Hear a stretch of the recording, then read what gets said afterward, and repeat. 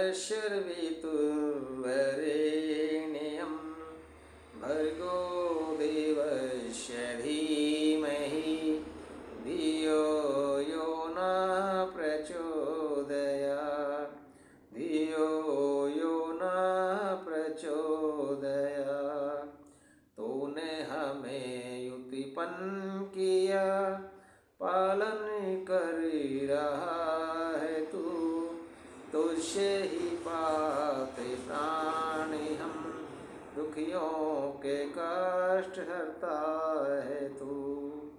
तेरा महान तेज है, छाया हुआ सभी स्थान, सृष्टि की वस्तु वस्तु में तू हो रहा है विद्यमान। तेरा ही धरते ध्यान हम, मांगते तेरी दया। तेरा ही धरते ध्यान हम, मांगते तेरी दया। ईश्वर हमारी बुद्धि को श्रेष्ठ मार्ग पर चला, दाता हमारी बुद्धि को वेदी मार्ग पर लगा। ओम भूर्भुवः स्वः तशर्वितुर्वरेण्यं भर्गो देवस्य धीमहि धियो यो न प्रचोदयात् धियो यो न प्रचोदयात्। ओम शांति शांति शांति। ओम। आदरणीय धर्म प्रेमी सज्जनों, वाल्मीकि रामायण का ये आज अयोध्या कांड का 9वां सर्ग। पहले 8वें सर्ग के अंदर आपने सुना कि कैकेयी कोप भवन में पहुंच चुकी थी। मंथरा ने उसको अच्छी तरह भड़का दिया था और मंथरा के कहने पर जो ड्रामा मंथरा ने बताया था वो कैकेयी ने किया और ये भी धमकी दे दी कि राम को 14 साल का वनवास मिलेगा, भरत को राज्य मिलेगा और दोनों नहीं हुए, अगर नहीं हुआ तो मेरी जान जाएगी, इतनी भी धमकी दे दी। ये सब मंथरा किया हुआ था। इसलिए आज सज्जनों, ये दुनिया में कहावत है कि शायद कहीं भी आज मंथरा नाम की कोई भी औरत नहीं मिलेगी, औरतों का नाम मंथरा नहीं रखा जाता। और ये भी है कि कहीं कैकेयी भी नाम नहीं आता, क्योंकि कैकेयी ने भड़काव में आकर के, कैकेयी बहुत बुद्धिमान थी, हालांकि बुद्धिमान थी, बहादुर थी, योद्धा थी। उन्होंने कभी युद्ध के अंदर दशरथ का की जान बचाई थी और दशरथ ने खुश होकर उनको वर दिए थे।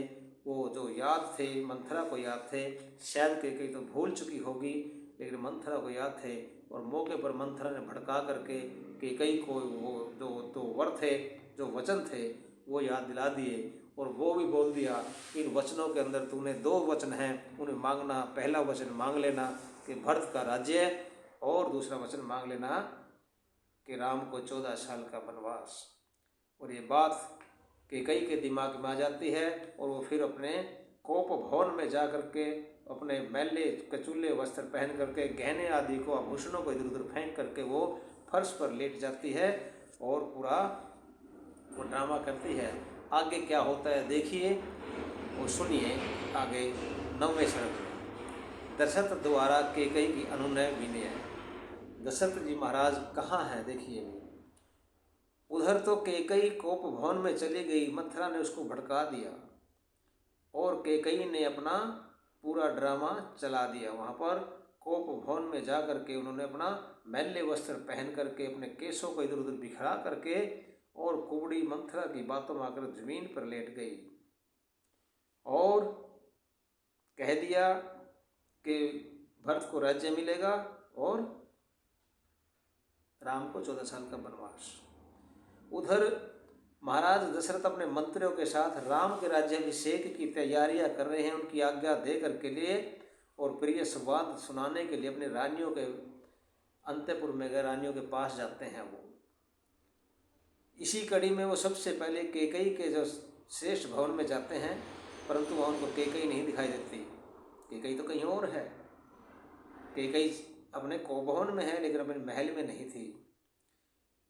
अपनी प्रिय भार्या पत्नी, अपनी प्रिय जो पत्नी है कैकेयी को वहाँ न देख करके वहाँ उन्होंने प्रतिहारियों से पूछा, जो वहाँ पर नौकर चाकर से उनसे पूछा कि महारानी कैकेयी कहाँ पर है। जब उन्हें कोई उत्तर नहीं मिला तो उदास हुए कि उनको पता ही नहीं है, क्योंकि इससे पूर्व कैकेयी ने उस समय का अतिक्रमण कभी नहीं किया था। इससे पहले कैकेयी कभी भी ऐसी बातें नहीं की थी। हमेशा दशरथ महाराज के बोलने पर वो आ जाती थी, लेकिन उस वक्त वो नहीं मिली तो महाराज उदास हो गए। महाराज ने विवेक शून्य और स्वार्थ लिप्सु कैकेयी के बारे में एक प्रतिहारी से पूछा।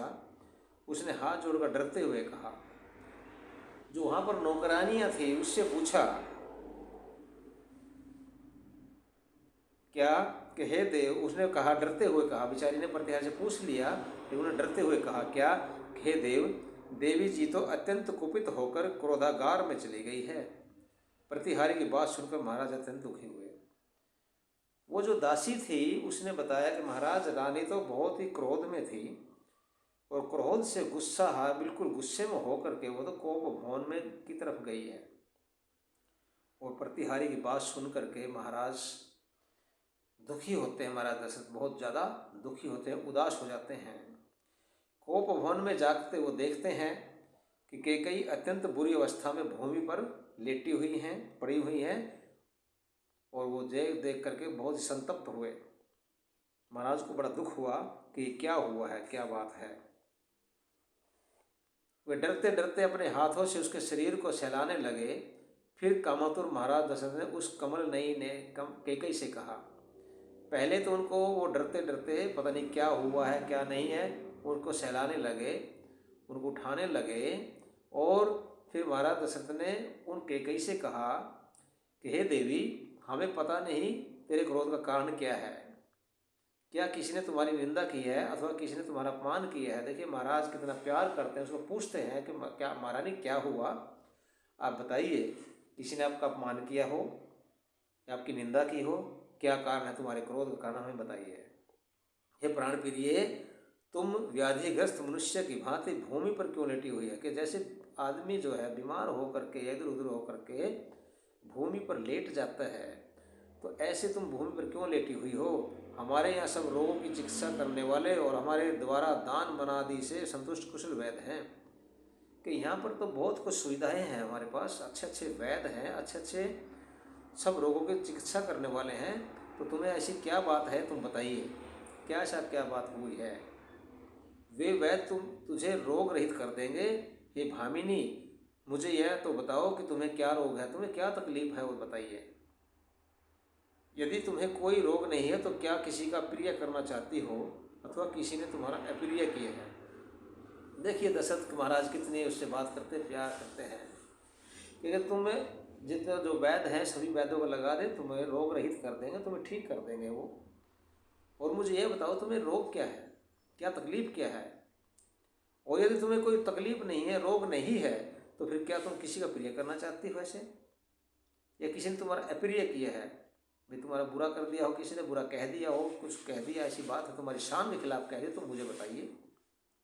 हे देवी, किसका उपकार किया जाए और किसका अपकार किया जाए, तुम रो मत और अपने शरीर का परिशोषण मत करो।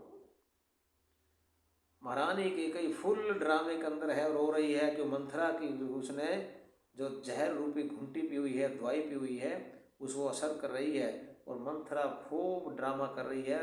और महाराज उसको बोलते कि हे देवी, तुम रो मत, अपने शरीर का नुकसान मत करो, तुम मुझे बताओ क्या बात है, तुम्हारे इससे किसका उपकार करूँ या किसका अपकार किया जाए, तो तुम बता दो मुझे। हे देवी, तुम्हारी इच्छा अनुसार किस अवध्या को मृत्यु दंड दिया जाए, किस वध्या को मुक्त किया जाए, किस दरिद्र को धनवान बनाया जाए और किस धनी का धन किया जाए, धन छीना जाए। महाराज सब कुछ करने को तैयार हैं, लेकिन वो नहीं बता रही है। महाराज बोलते हैं कि हे देवी, किसको दंड दिया जाए और किसको छोड़ा जाए, किसको इनाम दिया जाए, तुम बताओ तो कम से कम हुआ क्या है। किसी गरीब को धन दे देंगे या धन वाले का है उसका धन छीन लेंगे, सब कुछ कर सकता हूँ तुम्हारे लिए, बताइए क्या बात है। मैं धर्म से अपने पुण्य कर्मों के शपथ खाकर कहता हूँ कि मैं वही करूँगा। देख, इस पृथ्वी मंडल पर जहाँ तक सूर्य घूमता है वहाँ तक सारी पृथ्वी मेरे राज्याधिकार में है। चक्रवर्ती राजा थे, दूर दूर तक बहुत बड़ा राज्य था महाराज दशरथ का। तो ये कहते हैं कि जितने मेरे पुण्य कर्म हैं देवी, मैं उनकी कसम खाकर कहता हूँ, तुम एक बार कहो तो कि जो तुम कहोगे वो मैं करूँगा। ये महाराज दशरथ शपथ ले लेते हैं। और देखो, मैं पृथ्वी का तक जहाँ तक नज़र जाती है, जहाँ तक सूर्य घूमता है वहाँ तक उस पृथ्वी पर मेरा राज्य है, मेरे अधिकार में है, इसलिए बताइए कि मैं क्या करूँ। हे कैकेयी, तुम ठीक ठाक बता, तुझे किस बात का डर है।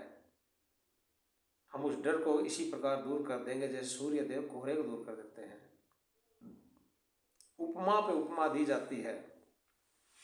उपमा दे करके महाराज पूरी कसम खा रहे हैं, पूरी बहादुरी के साथ बोल रहे हैं, पूरा उसको मनाने की कोशिश करते हैं कि तुम बताइए देवी, मुझे ठीक ठीक बता दो कि किस बात का डर है, तुम्हें क्या बात हुई, ऐसी कौन सी कहानी है, और उस डर को हम इसी प्रकार दूर कर देंगे जैसे सूरज निकलने के बाद धुंध खत्म हो जाती है, कोहरा खत्म हो जाता है, ऐसे ही हम उस डर को खत्म कर देंगे।